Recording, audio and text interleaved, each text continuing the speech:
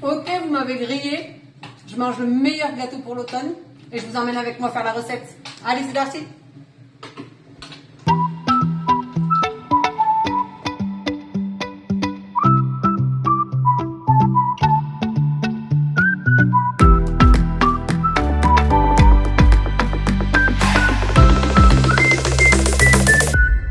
Coucou les petits potes, on se retrouve aujourd'hui dans ma cuisine. Comme vous le savez, c'est l'automne, c'est ma saison préférée.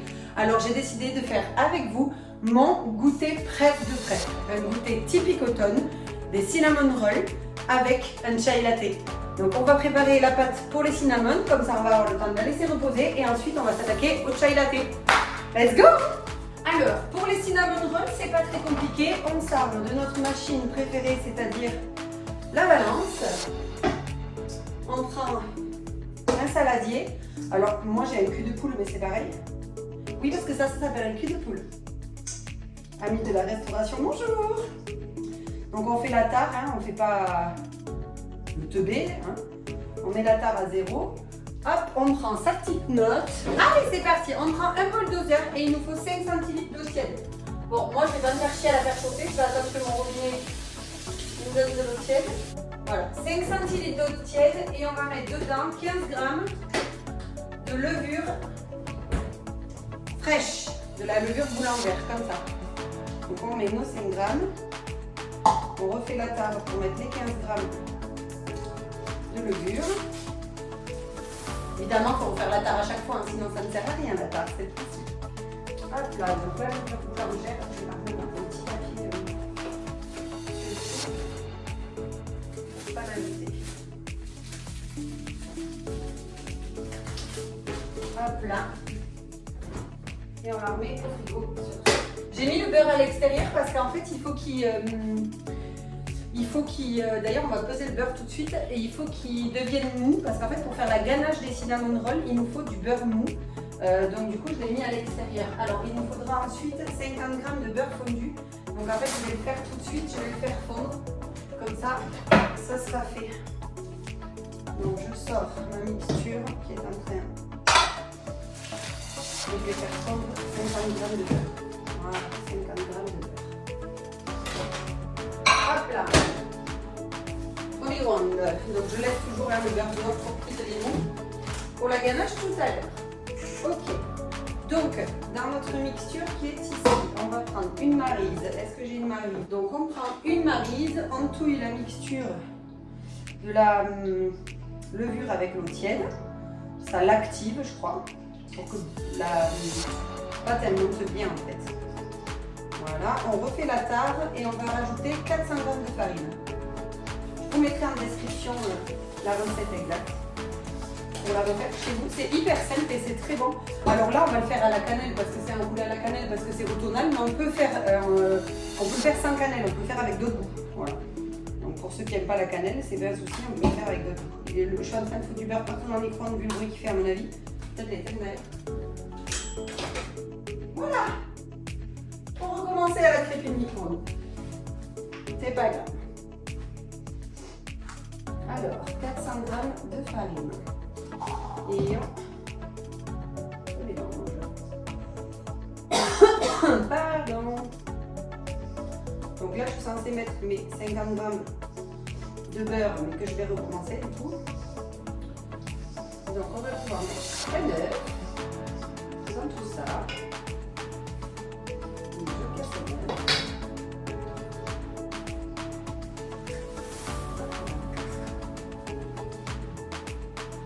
Poubelle. Non, là c'est pas un peu. Donc on commence à mélanger avec notre œuf. Bon, vous voyez, ça fait encore, c'est que farine et pas ça. Ça fait pour rajouter aussi le lait. En fait, ça fait comme une brioche qu'on va laisser pousser. Et une fois qu'elle sera poussée, on va l'étaler et la garnir. Voilà. Donc les 50 g de beurre. Alors on peut le faire au robot aussi, ça va plus vite hein, ensemble. De le faire à la main, mais bon, là j'avais pas envie de sortir le robot, puis en plus j'avais envie de me faire ça tranquille cet après-midi, ça détend, cuisiner. C'est pas le cas de tout le monde, je sais, mais moi j'adore. Hop là. Et donc, on va rajouter à ça 15 centilitres de lait. Donc, le lait, 15 centilitres de lait. Et on mélange.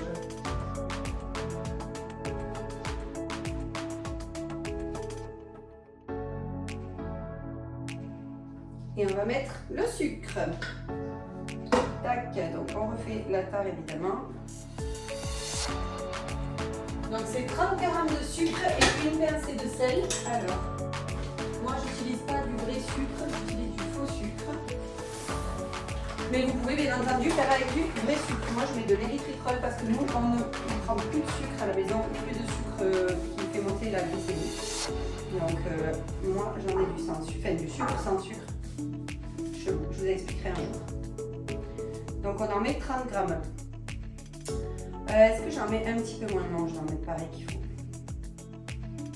Parce que des fois les sucrants avec IG bas, ils ont le indice glycémique bas, IG. Ils ont, là il y a marqué donc une dose pour une dose. Donc c'est le même dosage que le sucre. Mais moi je trouve que c'est meilleur quand il y en a un peu moins. Après ça c'est propre à chacun, il faut voir. Bon là on va le faire comme c'est marqué sur la recette que j'utilise d'habitude. Et une pincée de sel, moi je mets un fond de pomme. J'aime bien qu'il y ait ce petit goût un peu qui revient du sel. Donc elle on peut la garder pour tout à l'heure. Quand on fera la garniture, on mélange ce qui reste à mélanger.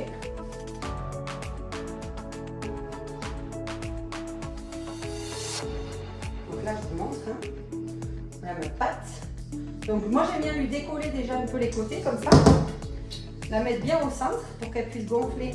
Et je vais mettre ça dans le garde-manger avec un torchon par-dessus et il va falloir que ça repose environ 1 heure. Je vous retrouve donc pour l'épisode du chai latte qu'on va pouvoir boire avec notre petit cinnamon roll. Donc dans ma jolie casserole que je mets ici, je mets tout de suite hop,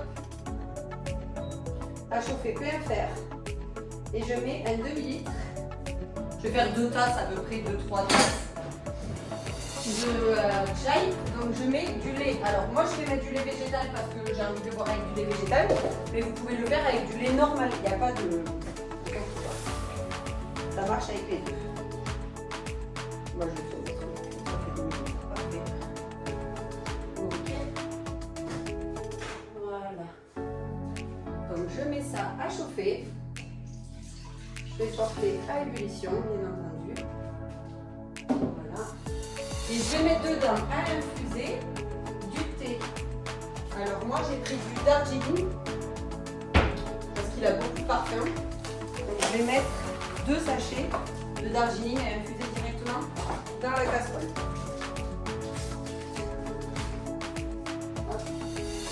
C'est pas grave si vous perdez les étiquettes là, car si elles se barrent avec le truc. Parce qu'en fait vous allez les récupérer après, on va filtrer. Ça part à infuser. Ensuite on va se munir d'une petite, je vais mettre pour touiller après, une cuillère. Alors moi c'est pas, il y a des cuillères à soupe, il y a des cuillères à café et j'ai des petites cuillères à soupe. J'aime bien parce que ça fait l'entre-deux. Et donc là on va prendre de la cardamome, de la cannelle, du gingembre. En fait, c'est quasi l'équivalent d'un mélange 4 épices. Je ne sais pas si vous voyez le mélange 4 épices. Voilà, c'est ça en fait. Donc on met dedans une cuillère comme celle-là de cardamome.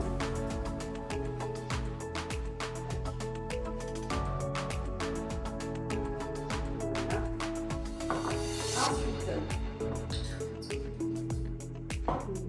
de la cannelle. Donc pareil, bon moi je mets la cuillère bien remplie de cannelle.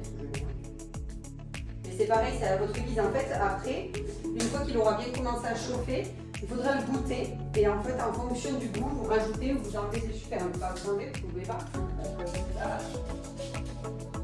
Mais vous pouvez rajouter des petites choses si jamais un peu de cannelle quand vous préférez un peu plus de cannelle, un peu de sucrant si vous préférez un peu de sucrant. Et moi le gingembre j'en mets pas trop parce que je suis pas méga fan. Donc je mets juste un fond de cuillère de gingembre dedans. Ça sent déjà, c'est instantané. Donc ça c'est l'effet cannelle, l'effet cannelle c'est toujours comme ça. Donc là on a notre thé qui infuse dans le lait avec la cannelle, la cardamome et le gingembre. et on va laisser ça infuser. Pendant que ça infuse, on va mettre le sucre. Donc je vais reprendre mon petit bol doseur que j'avais tout à l'heure. Voilà.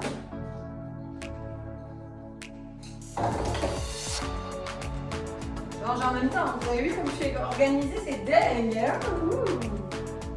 Donc mon sucre, tac, et je vais mettre, voilà, hop, on est à peu près à 20 grammes. Après, comme j'ai dit tout à l'heure, vous en rajoutez, vous en enlevez, enfin, vous rajoutez du lait, c'est vous qui voyez. C'est vous qui vous le faites à votre sauce. Voilà, et moi pour le crémeux, je vais rajouter un peu de crème liquide parce que j'aime bien. Alors là évidemment j'ai que de la crème liquide non végétale, mais vous pouvez très bien faire avec de la végétale. Je vais baisser un peu le feu parce que moi chez moi il est fort. Ça brûle déjà. Voilà, un peu de crème liquide, c'est pour le mouvement. Et vous allez voir, après, on va faire une jolie mousse sur la tasse. Ok, donc j'ai remis à chauffer un petit peu mon chai. Pas parce qu'il était froid, mais parce que j'ai rajouté un peu d'extrait de vanille. J'aime bien, donc du coup j'ai rajouté un petit peu d'extrait de vanille. Je vais faire la garniture de ma brioche le temps qu'elle monte. Donc on reprend notre ami la balance, mise de tard. Et donc on va mettre 100 g de beurre mou avec 60 g de sucre brun. Alors il ne faut pas du beurre fondu, hein. Il faut du beurre mou. Donc du beurre qui est resté dehors et qui a ramolli. Parce que le beurre fondu, ça ne fait pas pareil. Avec 60 g de sucre roux, alors du sucre normal ou du sucre sans sucre, hein, c'est pas pareil. 3 cuillères à café de cannelle.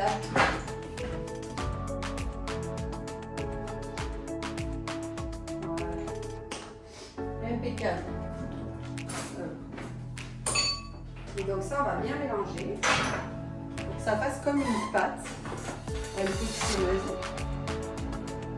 On va pouvoir badigeonner en fait sur notre brioche.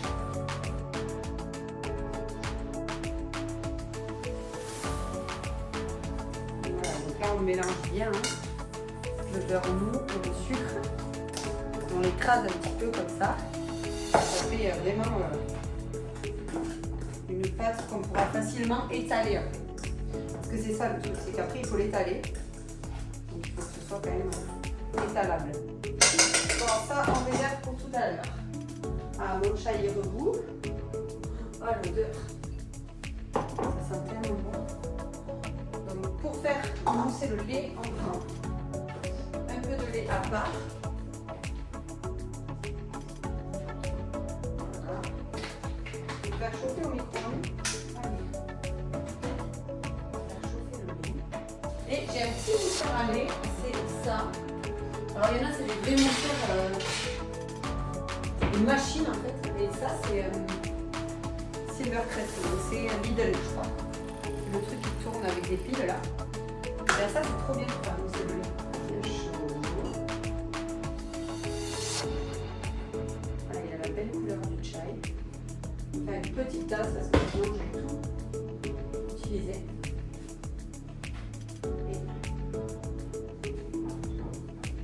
Mon lait est chaud, c'est déjà le cas.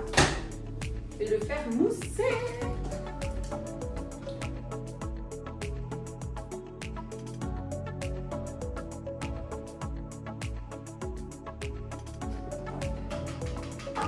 La voix, elle est belle.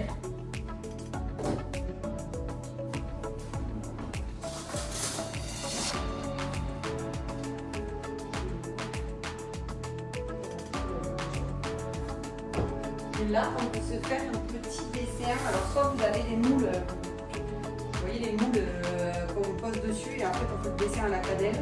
Soit vous faites juste un petit trait, un petit truc. Ça fait genre que c'est magnifique. regardez-moi ça. Voilà. On va goûter. Ah, il est comme j'aime. Parfait.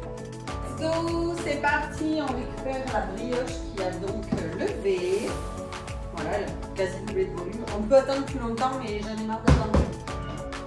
Ma patience a des limites. Donc je vais hop, fariner un peu mon pain de travail. Hop là, et donc on étale la pâte sur. Voilà. Et donc là, on va commencer à la travailler, parce qu'après on va l'étaler.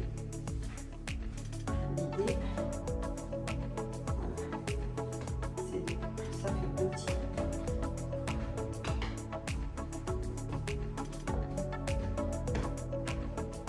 L'idée c'est de l'étaler. Alors après vous l'étalez comme vous voulez, moi je l'étale de cette manière parce que comme ça c'est plus facile à dorer et à rouler. Donc on étale le beurre qu'on a préparé tout à l'heure.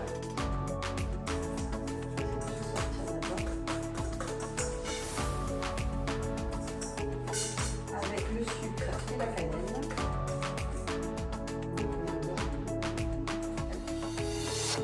Voilà. Donc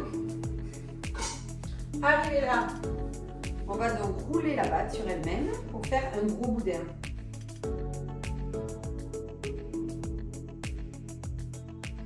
On va prendre un moule à gâteau, un genre de moule à écran, et c'est là-dedans qu'on va monter notre gâteau. Alors on va le beurrer d'abord, beurre à cake, et on le beurre. On va venir découper des espèces de rouleaux en fait, de hauteur, on va dire de 3 cm à peu près. Voilà.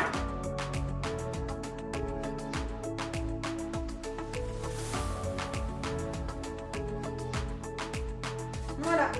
Donc on a mis nos petits rouleaux comme ceci, et donc là on les laisse encore pousser. Donc là je vais les mettre dans le feu.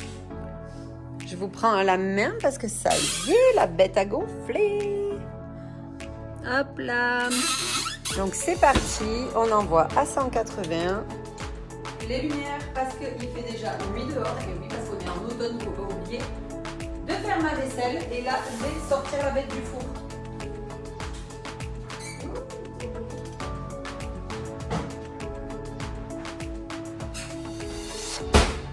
Et voilà. J'aime trop, magnifique. Donc, je vais le poser sur la plaque. Je vais le démouler et on va faire ensemble le petit sucre pour mettre par-dessus la petite ganache. Du Cermondo, du Philadelphia, c'est pareil, c'est un fromage frais comme ça. Ça sera du sucre semoule, faire du sucre sans sucre, comme ça, on ne va pas refaire la chanson. Disons, je vous conseille de le faire avec du sucre glace quand même, c'est plus joli et meilleur. Enfin, pas meilleur, mais plus joli. Donc on touche bien. Vraiment que ça devienne limite liquide. Et on le retourne. Voilà, et on a le petit chinois.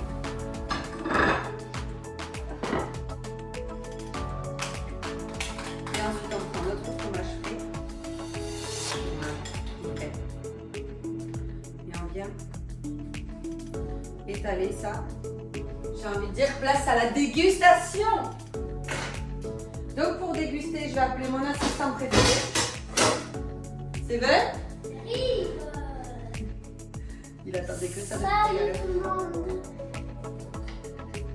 Hop. Ah merde, il va être très chaud. Mince. C'est pas grave. Donc on a enlevé un roll. En fait, on peut enlever roll par roll, évidemment, puisqu'ils se défendent les uns après les autres. Et voilà.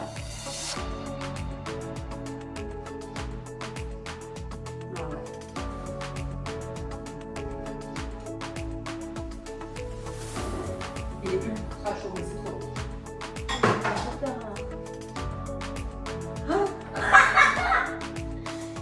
Petit malentendu.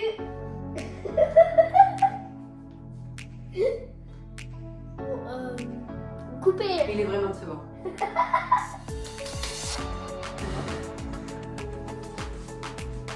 Alors, on en dit quoi? Alors, Elle est bonne cette petite brioche. d'abord, toi, tu me fais ça. Je lui mets 8,5 sur 10 parce que quand même, franchement, c'est bon. Oh, 9 sur 10, franchement, c'est bon. 10. Tu vas mettre un 10? 10. Oh, merci. Bon, mais voilà, c'était ma recette du chinois et du chai latte. Je vous dis merci d'avoir encore regardé cette vidéo. À bientôt sur ma chaîne YouTube. Surtout, n'oublie pas, on commente, on partage, on like, on fait tout ce qu'on peut faire. Merci. Bye YouTube. Au revoir.